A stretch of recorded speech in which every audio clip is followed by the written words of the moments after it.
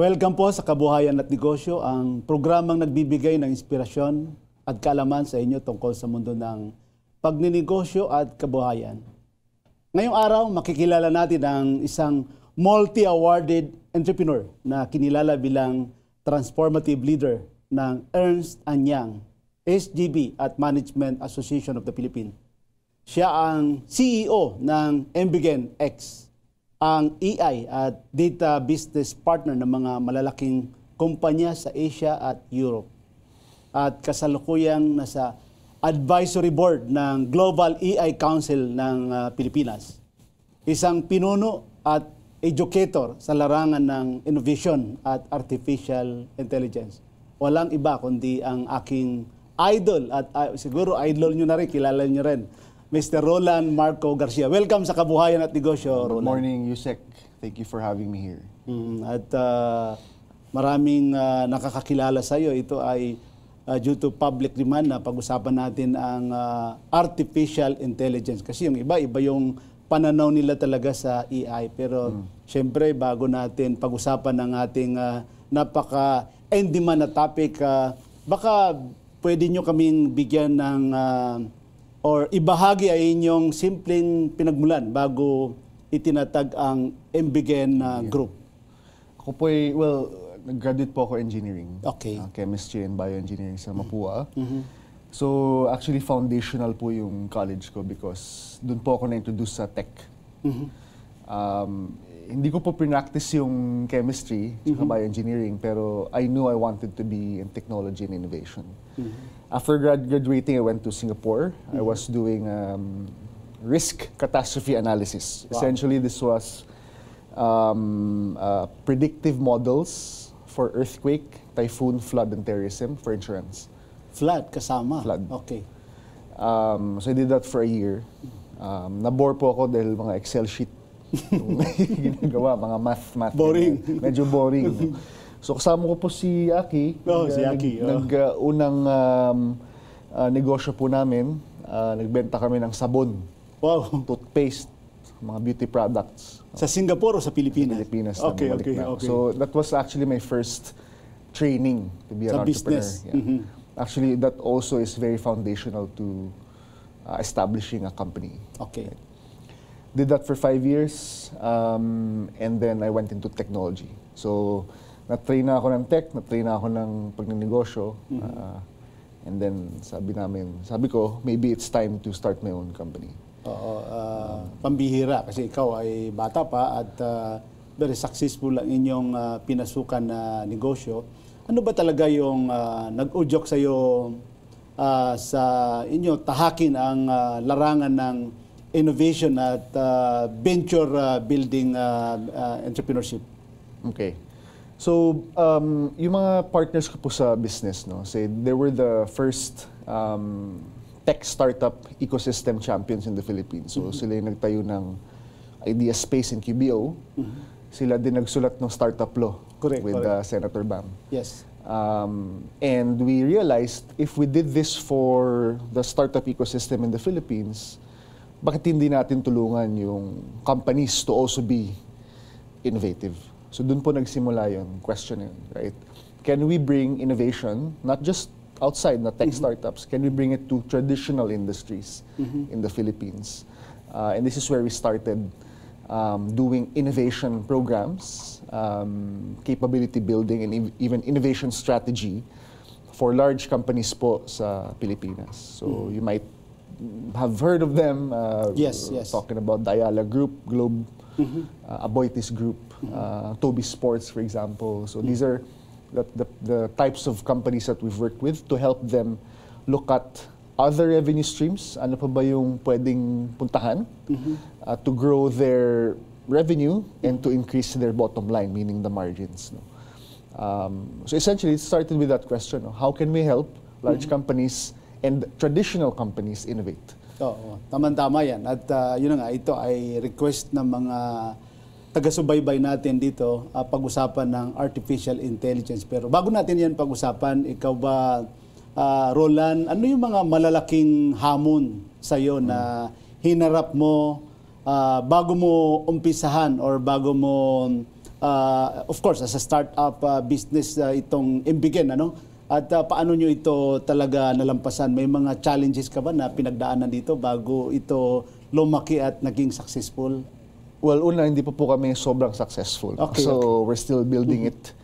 Pangalawa, lahat naman po ng negosyo no, na nagkakaroon ng madaming challenges. So, from capital to even hiring. There was a time also that we had to let go of people, 2022, also because of the pandemic. Okay, yeah. So there were a lot of challenges during the pandemic. So these are challenges that all entrepreneurs face: no? Capital, hiring, growth, profitability, and even, syempre, mindset. No, I think sa pagiging negosyante, ang pinakakalaban mo talaga yung sarili mo, di ba? Correct. Kasi all of these challenges, lahat pagdadaanan natin. So I think I'm not immune to these challenges. We also had a lot of these challenges. Yeah. Para po sa mga suki natin dito at syempre gusto rin nila malaman, na ma-share mo sa kanila kung paano mo maipaliwanag na simple kung ano ba talaga ang ginagawa ng Embiggen Group. Okay. So, sa Europa at saka sa Asia. Kami po ay tumutulong sa mga malalaking kumpanya maging technology-enabled para umangat ang kanilang negosyo. Essentially, yun po siya. At ano ba yung pinagkaiba ng Embiggen Group kumpara sa ibang innovation o consulting firm na related din sa mga AI para makatulong sa mga kumpanya, malalaki at maliliit na kumpanya? Ano yung ano bang pagkakaiba ng Embiggen? Malalaman niyo po ito especially sa tech ecosystem, right? Lahat po ng technology companies, they only talk about technology. Okay. But if you want to help enterprise and businesses, mga negosyante, you always need to think of the business first. Meaning business strategy, una, technology, pangalawa. Okay. So ito po yung main na pinagkaiba ng Embiggen Group or ng Embiggen X, right? Nauuna po kami, ano po ba yung kailangan gawin sa negosyo? Ano yung vision po ng CEO? Ano yung goal nila for the next 24 months, right? Hindi lang po technology. So technology, we think, is just an enabler of business growth. But it's not the innovation itself, right? So this is the crucial difference in everything we do in Embiggen and even in Go AI. Nauna po sa amin, ano ba yung goal na kailangan gawin ng organization or ng negosyo? And then we will find the technology solution or build the technology solution that enable that growth. Not the other way around. Correct. Yung mga technology kasi, kunyari AI, minsan hindi nga kailangan ng AI. Minsan, it's just a simple technology solution. Right? Because a lot of companies will always sell you the next best thing or the sexy technology, right? Like now it's AI, right? But to be honest, most companies don't know what the business value of AI is to begin with. Okay. Whether in Europe or in Asia, pare-pareho lang po. Yan, Roland, no? Nakarating na kayo sa Asia, Europe, medyo lumawak na yung inyong network. Ano ba yung pinakamalaking hamon sa pag-skill up nyo sa isang bilang isang global company at paano nakakatulong si Embiggen sa mga businesses? So, from the Philippines, we set up an office in Switzerland, in Lausanne, right? And we help Swiss manufacturers improve their process, predict what to buy in terms of inventory, predictive maintenance of their machines, right? Those things, right? Using machine learning and artificial intelligence. The biggest challenge, obviously, would be hindi po ako taga-Europe. Okay. And obviously, Switzerland is the richest country in Europe. Yes, yes. The biggest challenge, I think, number one, that I had to overcome was myself, right? My imposter syndrome, inferiority complex. Na, really, I'm going to sell to Patek Philippe and Rolex. Dito nga, taga Pilipino lang naman ako. Yeah. Right? So I had that kind of inferiority complex, right? But at the end of the day, I had a mission to prove, number one, that the Philippines is not just a BPO country. Yes. Maybe we'll talk about BPOs later. We are number 2 now. Di ba? We're number 2, right? Yes. We're not just a country that you outsource people. We actually export intelligence, meaning we can actually help you think beyond, which before you would think that, we're just a people business, but now we can actually help you transform your company. And we think that Filipino competency is very important to prove in the world stage, in the global stage, right? So ngayon kasi, boss, baliktad eh. West to the Philippines. To the Philippines. Ngayon, ibahin natin. Okay. Philippines to the West. Sa tingin mo ba, Roland, ano yung mga industriya sa atin, sa Pilipinas, na pinakahanda at nangangailangan talaga ng innovation at digital transformation? At ito ba ay safe para sa mga malalaking kumpanya gamitin itong AI, innovation, Okay. So, number one, AI is transforming all industries, whether you're in retail, telco, logistics, construction. Maybe in some parts of the world po, mas nauna sila. Correct. Some industries, mas mataas ang what we call AI maturity. Think industries like telco, nauna na po yan. Industries like consumer, nauna na po yan, retail, right? But industries like construction, agriculture, logistics, manufacturing, ito po yung mga pinakamababang tinatawag natin na AI maturity or AI adoption. Okay. Right? Now, I think that AI will really help all of the industries, but it will require leadership from the CEOs, right? We always say that AI adoption is not a technology problem, it's a leadership problem. Because leaders don't understand AI, right?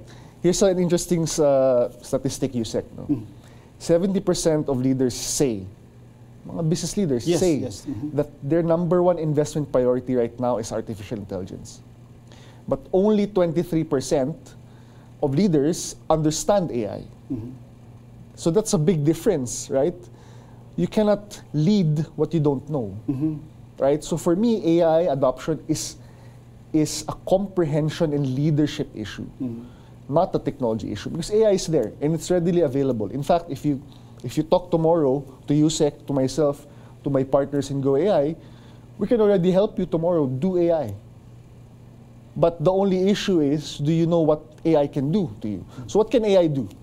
Okay, I think this is the big question. Correct, correct. Ako, personally, Roland, maputol lang kita kasi ako yung pagkakaalam ko sa AI is yung mga ChatGPT, yung Hi Siri, mga ganun ba na. Pero gusto ko lang maibahagi natin, Roland, sa mga suki natin dito. Kung kasi maraming nanonood sa atin dito ng mga successful entrepreneur, mga small, medium, marami rin tayong mga suki dito na malalaki yung kumpanya nila, no? Kung makapagbigay tayo ng success story mula sa iyo, no, yung Embiggen Group na natulungan nyo para at least ay may idea yung mga suki natin dito na lalapit din sa iyo, Roland. Okay. I think the one big example, the one successful example we had was in the insurance industry. Okay. Okay. Imagine nyo po, of course, building tayo ng PhilHealth, no? But imagine the insurance claims coming from the hospital. So, insurance pambayad sa hospital. Ngayon, itong mga hospital, magbibigay ngayon ng claim sa insurance company para mabayaran yung hospital. Okay. Yung claims po na yun, papel po lahat yun. Right? So, imagine one patient has probably, 50 to 100 stacks of paper per patient. Okay. And this specific insurance company was transacting 250,000 claims per month. Wow. Okay. So this is where we help them because the problem that they had, ito po yung business problem. Right? The problem that they had was the cost to serve, meaning yung cost para maserbisyohan yung ospital. Sobrang taas because of the head count that they had. Have to do the encoding para ma-transfer sa Excel sheet para magdaan sa finance. Okay. Hindi po kaya ng tao ang 250,000 claims per month unless you have 250,000 people doing it if you want it nag-claim today, bukas release yung bayad. Okay. So what we had to do was to infuse AI in the process of claims administration. From the time na dumating yung mga papel, papunta sa encoding, papunta sa release of payment, papunta sa customer. Now, this is just one example of the power of AI, right? What we had, ang nangyari po doon, the cost to serve is 92% less. So the company was spending probably 50 million a year just doing that, and we reduced that cost by 92%. 92%? From 50 million, imagine, naging, what, less than 10 million na lang because of AI. And mas mabilis pa yung process nila. Right? So these are things that AI can solve. It's not just ChatGPT. It's efficiency gains, cost savings, and if you want to go advanced AI, it can be prediction model, meaning anong posibleng mangyari in 2 years? That's what AI can do. Because AI essentially is mimicking human intelligence. The human brain can only take 8 different variables, 3 different variables at the same time. Meaning nag-iisip. An AI can do 8 or more. Wow. Kanina nabanggit ko sa iyo yung GPT, yung mga iba't ibang platform, no? Kasi yun, yung layman's term, yun yung naiintindihan namin. Kayo, mga expert kayo. I'm sure yung karamihan din sa mga taga-subaybay natin dito ay mga layman's term, naiintindihan nila yung common na pagkakaintindi sa namin sa AI. Ano ba talaga ang, sa pananaw mo, on a layman's term, paano mo maipaliwanag, ano ba talaga yung artificial intelligence at paano ito gumagana at paano ito nakakatulong sa mga businesses at maliit man yan o malalaking negosyo, paano nakakatulong si AI? Okay. Ang AI po ay essentially is a computer system na ginagaya ang human intelligence. Okay. That's it. Yun lang po yun. Ginagaya lang siya, pero computer po yung gumagawa. Okay. Now, paano siya makakatulong? If you're a small business owner, I use this extensively, AI. AI is now part of my daily life, right? I use this for strategy development. So, para ko siyang thinking partner. So, kuya, tatanong ako sa iyo, sa kanya sa AI, di ba? Anong tingin mo sa ganitong gagawin ko? Bigyan mo ako ng options. So, bibigay siya 4 options, for example. Right? And now, I will make the best decision based on that suggestion from AI. Right? Sometimes, number 2, when I think, this is just the use case of strategy development or pag-iisip ng business strategy. Okay? Sometimes, you don't need to start from a blank slate. Right? So a lot of times I use AI to show me already the different options I have and I will build on from there. Kailangan pa rin kasi talaga ng human intelligence. Kailangan pa rin ng pag-iisip ng tao. Right? So dependent pa rin siya sa tao. Dependent pa rin. Kasi kailangan mo utusan yung computer kung ano yung sasabihin sa'yo.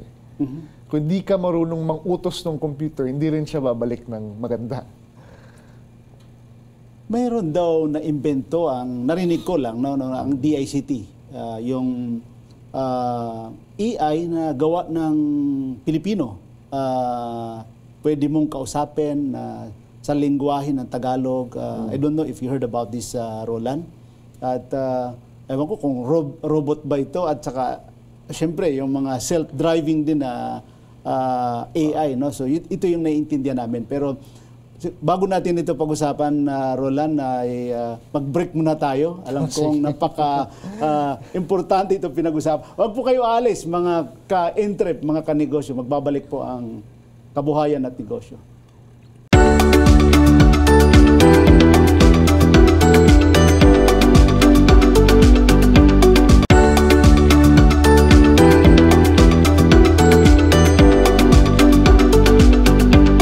Nandito pa rin po kami ni Boss Roland sa Kabuhayan at Negosyo. Kanina, mayroon akong itinanong sa iyo, Roland, baka pwede mong sagutin. Sige. Okay. So, the question, which one? The one with jobs? Jobs, oo. Jobs, okay. Baka pwede natin pag-usapan kasi ang iniisip ng mga tao, lalo-lalo na yung mga kababayan natin na nasa BPO ay sila daw ay tatamaan dito sa AI, mawawalaan sila ng trabaho. At of course, kanina rin na babanggit ko sa iyo nung ano natin sa mga accounting firm, auditing firm, malaking maitutulong ang AI at lalo na sa pag-combat or laban sa corruption. Kaya baka pwede mo kaming kasi napag-usapan na natin business, health, ikaw ay educator rin. So, yung bang pang-araw-araw na buhay ng mga kababayan natin, ano ba talaga ang malaking maitutulong ng AI? Sige. Doon tayo sa BPO sector. Yes, BPO. Okay, kasi sinasabi nila, yan ang pinakamalaking ma-impact. Okay. So the answer is yes. It will be impacted. Right? Baka hindi na tayo magiging number 2 pagka... Hindi, ito ang clincher dyan. Oh. Okay. Imagine kung construction worker ka, di ba? Meron kang screwdriver. Okay. That's without AI. Pag gumamit ka ng power screw, yung gano'n, yung automatic. Zzz, yung ganun. Mabilis. That's with AI. So imagine, the way I see it is you're giving people a better tool to work. Instead of using screwdriver to build a house, you build a power screw. The power screw represents AI. Right? Ang ibig sabihin nun is, lalong lumalakas ang tao with a tool like artificial intelligence for their work, for their business. Okay. Now for the BPOs, AI can help with anything that is repetitive, anything na paulit-ulit, na may logic, na may system. Okay. So if you're a BPO owner or a BPO worker, okay, the AI can handle, let's say, level 1 to level 2 complaints or customer service requests. So the human can now focus on higher level escalations, like level 3, level 4, level 5. Meaning, mas complicated na work needed. So will the BPO sector disappear? No, it won't. Will the BPOs be better? Yes, it will, because of AI. Right? I've talked to dozens of BPO business owners, right? And they've been asking, Roland, how can we use AI for our business, right? Essentially, you can now reallocate the people doing level 1, level 2 complaints to higher level complaints, which is 3, 4, 5. And now the AI can handle the level 1s and level 2s. So going back to the example earlier, you're giving the business or the people a better tool, not just using a screwdriver, but a power screw in trying to build a house. In terms of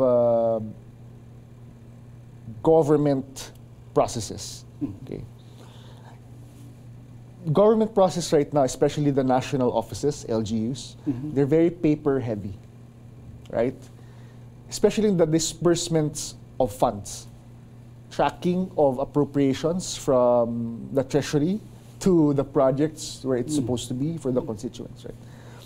Because it's paper heavy, it's usually prone to human error or human abuse. Okay, so dyan pumapasok yung transparency, right? The AI, obviously, if there's an AI tracking and consolidation and disbursement can already be very transparent and efficient. Meaning, not just for the government funds, right, but even for basic citizen services like healthcare, like applying for a business permit or whatever permit, right? It can now be very efficient that perhaps it took you 2 weeks, 2 linggo dati. Ngayon, 2 days to do it. Right? Kasi I'm sure, Roland, ikaw rin, nanonood sa mga nangyayari ngayon sa atin, sa ating gobyerno. At of course, hindi natin maiwasan pag-usapan ito, itong corruption, the floodgates of corruption na pinag-uusapan ngayon. Pero kung titingnan mo, napakadali naman makita yan eh. Kasi from the proponent ng mga budget, kung sino yung implementer, kung sino yung nag-issue ng Special Allotment Release Order, in the case of Executive Department, yung Special Allotment Release Order, Notice of Cost. Napakadali. Siguro, malaking bagay din may tutulong dito ng AI pag-fight talaga ng corruption kung ito ay talagang gusto natin transparency. Ano masasabi mo rito, Roland? Okay. Well, unang-una, again, AI will need human intelligence. Okay. Pangalawa, it's still the humans that will drive AI to its fullest extent. Okay. Saying this, if certain humans would reprogram AI to look away from things that they are doing, then it cannot track corruption. Okay. But if there are also proponents that are pushing AI for good, for example, or using AI for good governance, then it can do it. How? How can it do it? How? Okay, number one, this is do flood control projects. Okay. For any flood control projects, install a computer vision system that will measure and track if the project is actually completed. Parang ang magiging trabaho niya, parang auditor siya, parang kuha siya. Exactly. Oo. Without human intervention. So kaya niya yun. Kaya ng AI yun. Kaya niya yun. In fact, you know, if it's I think it should be what we call a third-party AI, which means it should not be in the hands of the people actually auditing it. Correct. It needs to be a third party na walang kinalaman ng Pilipinas. For example, I don't know, use some satellite, right, to do the computer vision system to actually track the progress of the actual construction project. Maganda yan. Yung mga kinaukulan po natin, na leader natin, makinig tayo kay Roland. Suggestion niya itong napakagandang suggestion. Oh. Yeah, computer vision can even, perhaps for me, if we do it with MMDA, we can solve traffic. Right? Because essentially, So how efficient yung AI sa pinag-usapan natin katulad niyan, yung pagiging parang external audit na yon, di ba? Kasi sabi mo nga, satellite. Oo. okay. Third party. Third party AI, satellite. How efficient can it be? How efficient? I don't know, if Malacanang would want to see the progress of these construction projects all at the same time. So imagine there are 1,000 construction sites, and we don't want district engineers to approve it. It should be AI approved. Makikita mo naman yung from afar, you can see the construction of the dam. Ganda talaga yan. Makikita mo naman yan without any human intervention. Right? Because humans are corruptible. AIs are less corruptible. So pwede rin, makorrupt. Pwede pa rin, syempre, it's still the humans Human, that will control it, right? But if it's, again, a third-party neutral AI, maybe it can be done. Ano naman, Roland, yung mga possible risk o danger ng AI tulad ng hindi siya maging bias or especially ngayon yung napakahalaga yung privacy issue o yun na nga, pagkawala ng trabaho, job loss ng mga nasa labor sector naman. Yeah, well, biggest threat of AI is obviously, I'm not sure how we can program, what you call diversity, equity, and inclusion, DEI, right? For example, ang sinasabi kasi na sa UN, pinag-uusapan na sa UN, right? Like, if a white man was the one who programmed AI, will it have a cognitive bias of a white man as well? meaning a white man, meaning if you're an Asian, it doesn't, may bias, may thinking bias na sinasabi, or may stereotypes that's programmed to the AI, right? So the neutrality of AI can be in question, right? Because AI, well, the most advanced AI right now is US made. It's OpenAI, right? A lot of LLMs or the large language models are made in the US. Meron naman po sa China. We don't know, right? If it's sila yung naglalaban. Sila yung naglalaban Tesla, ngayon. yung mga AI self-drive na. Tama ba yung sila talaga ang kuan diyan? Leading. To be honest, I think China is number one. China ang number one. So ano naman sa tingin mo yung kalagayan ng AI sa atin, sa Pilipinas, being a third world country? Yeah. Sa tingin mo, anong mga skill ang dapat matutunan ng ating mga kababayan para tayo ay makasabay din sa AI kumpara sa mga first world country? Number one, you need to know the different types of AI. Because there are a lot. People know right now ChatGPT. That's one type of AI that's called generative AI. Right?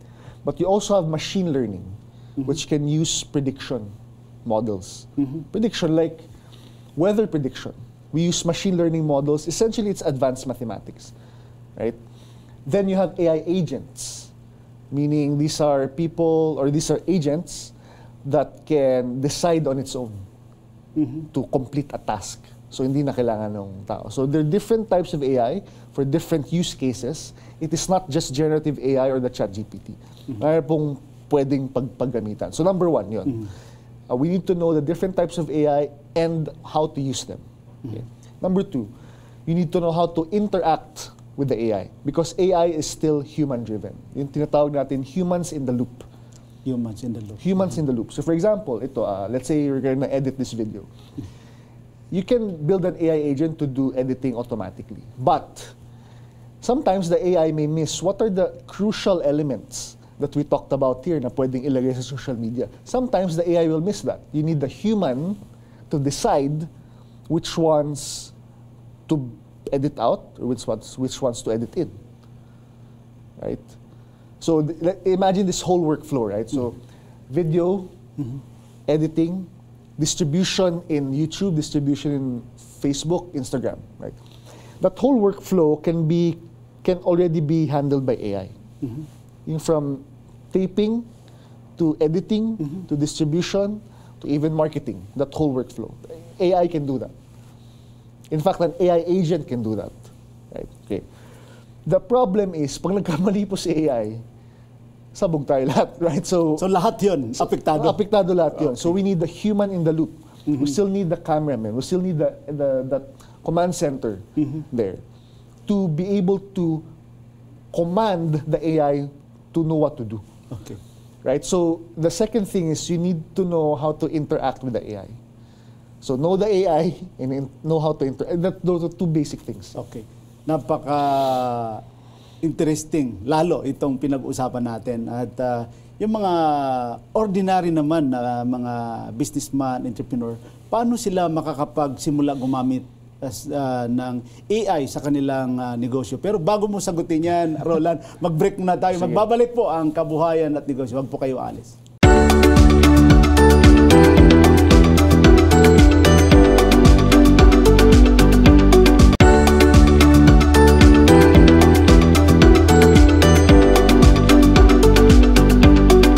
Nandito pa rin po kami ni Boss Roland sa Kabuhayan at Negosyo. Kanina, tinanong kita, Roland, kung sa mga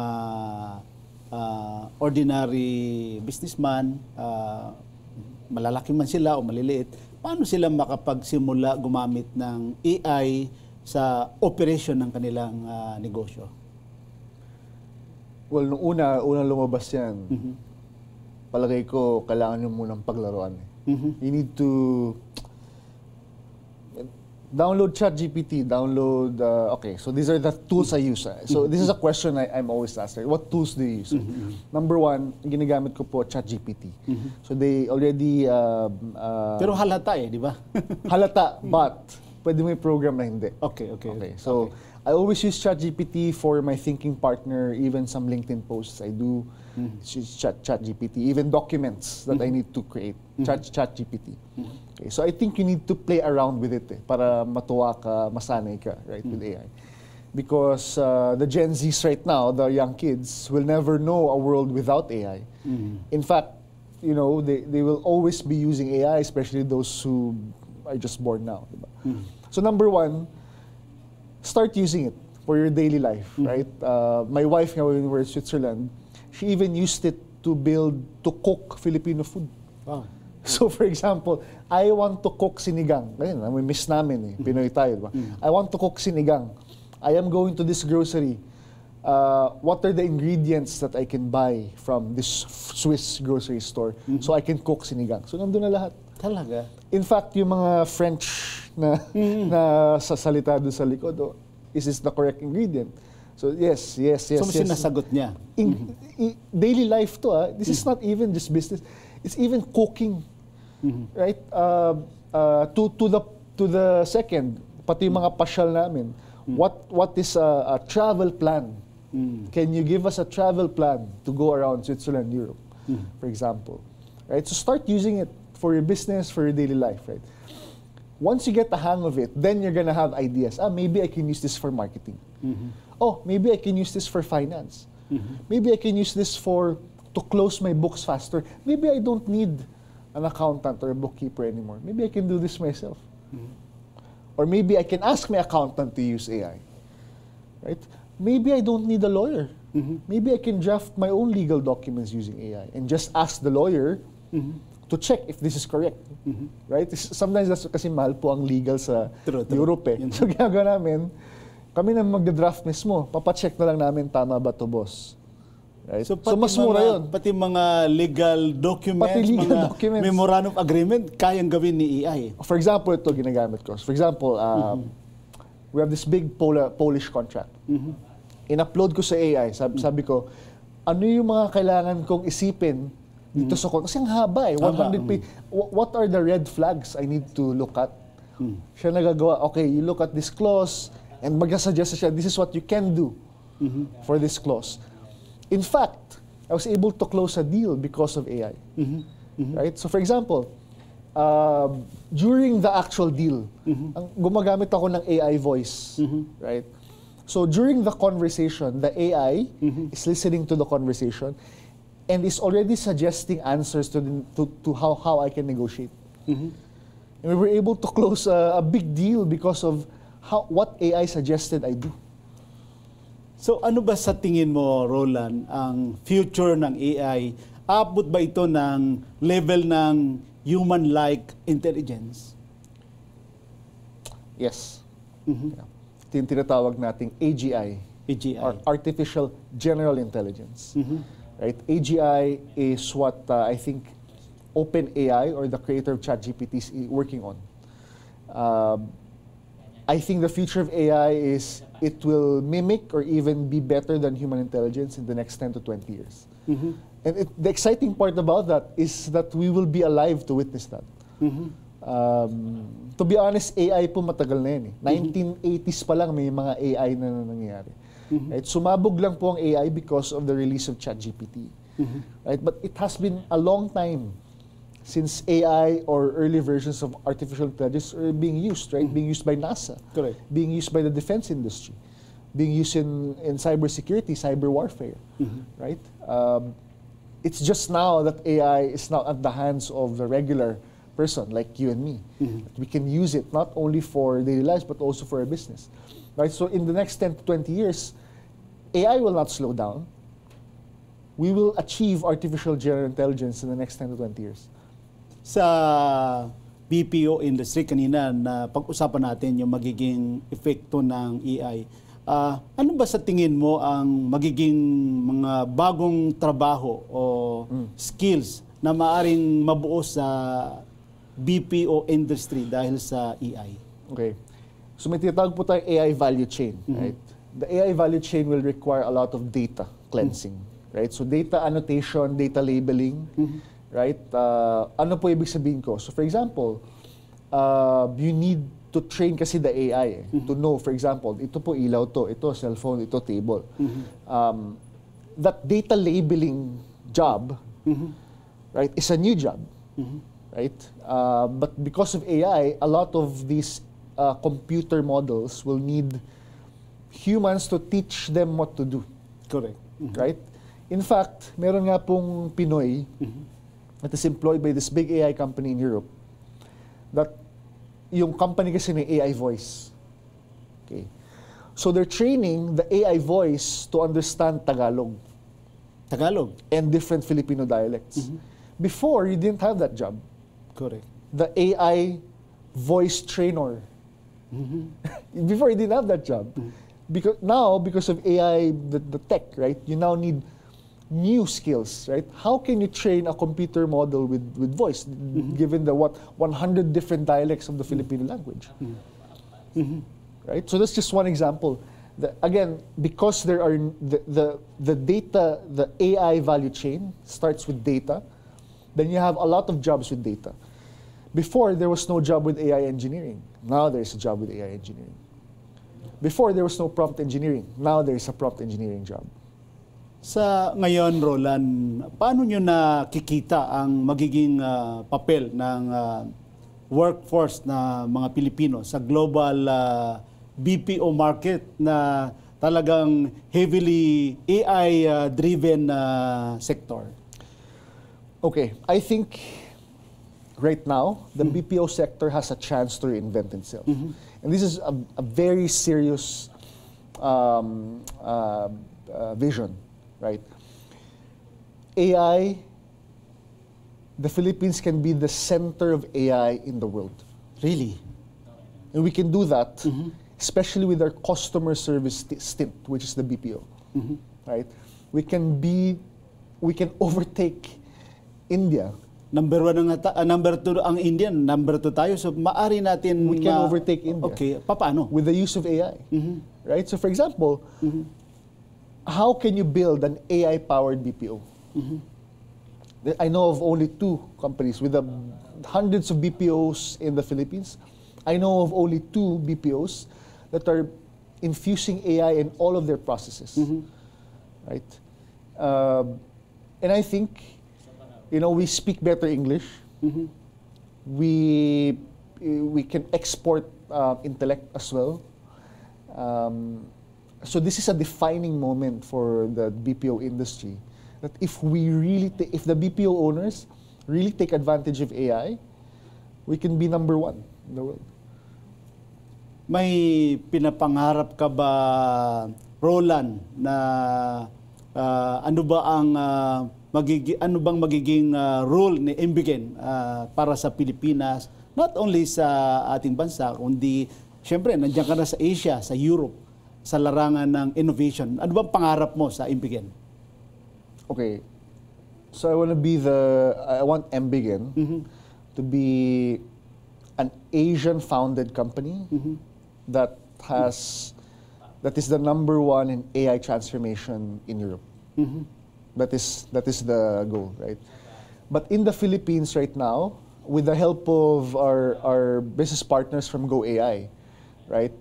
The goal is to infuse AI in the government sector, to have AI-powered processes, to use AI for good governance, right? Imagine all of the LGUs are using AI processes, are using ChatGPT to serve their customers better in healthcare, in government services, in traffic, in documentation, right? We, with the Go AI team, right? Sila Benji, sila Aki, and sila Mark, right?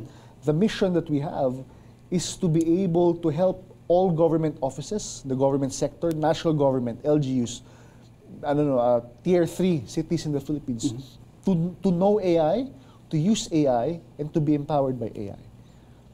Tsaka aside from the businesses, nakikita ko sa explanation mo, Roland, yung ease of doing business ng ating pamahalaan ay napakalaking magiging tulong ng AI.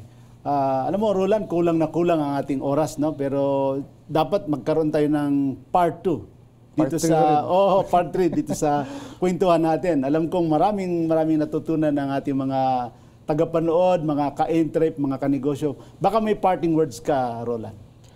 Yeah, sa lahat po, start using AI, wag po kayo matakot. It will be your best friend with, sa araw-araw na buhay at sa negosyo. Kung ikaw po ay negosyante, you can use AI to really build your business, not just in marketing, but also in the back-end processes. Can be more efficient, meaning you can earn more and you can spend less. Meaning yung profit mo mas mataas, right? Just talk to us if you need this. You can talk to, we will flash later who you can contact, the goai.ph. But if you're a government employee or a government leader, right? The government has been very inefficient. I'm sorry to say Yes, it has that's true. been You're very correct. inefficient for the past 100 years. Now is the time to use AI to become more efficient, to serve your constituents better, and to actually use the money for good, right? To make all of your process AI powered, right? Para naman matuwa yung mga constituents na sinaserbisyohan po natin, right? AI can do that. Para mawala na itong floodgates of corruption. Sana. Oo. Maraming salamat sa iyo, Sir Roland, sa pagbabahagi ng inyong kaalaman at karanasan sa larangan ng innovation at artificial intelligence. Tunay na nakaka-inspire ang inyong hangarin na itaas ang antas ng mga negosyo at bigyan ng bagong pagkakataon ang mga Pilipino sa makabagong teknolohiya. Sa ating pong mga tagapanood, naway naliwanagan kayo. Kasi ako, maliwanag sa akin ang pinag-usapan namin ngayon. Marami ako natutunan kay Sir Roland. Nakatulong ang AI at innovation hindi lamang sa malalaking kumpanya, kundi pati na rin sa mga maliliit, the micro, small, medium entrepreneurs. Ang pagbabago ay di dapat katakutan, kundi pagkakataon para umangat. Ako po si Gani Makatuman, nagpapaalam at nagpapasalamat. Patuloy po nating suportahan ang mga lokal na negosyo at ating mga lokal na entrepreneur. Para po sa mga hindi nakapanood ng nakaraang episode, maaari niyo pong balikan ang aking YouTube channel, Gani Makatuman, at Facebook page, Gani Makatuman, Kabuhayan at Negosyo. Huwag po natin kalimutan mag-like, mag-subscribe at ipalo na rin natin para sa mga bagong episodes at updates. We at Kabuhayan at Negosyo are one with the government in our commitment to help Filipino entrepreneurs embrace innovation and technology for the better future. Lagi po nating tatandaan, kahit anong problema, kahit anong sakuna, lagi nating tatandaan ang tulong ng talino, sikap at teknolohiya. Kayang-kaya natin ito. Maraming salamat po.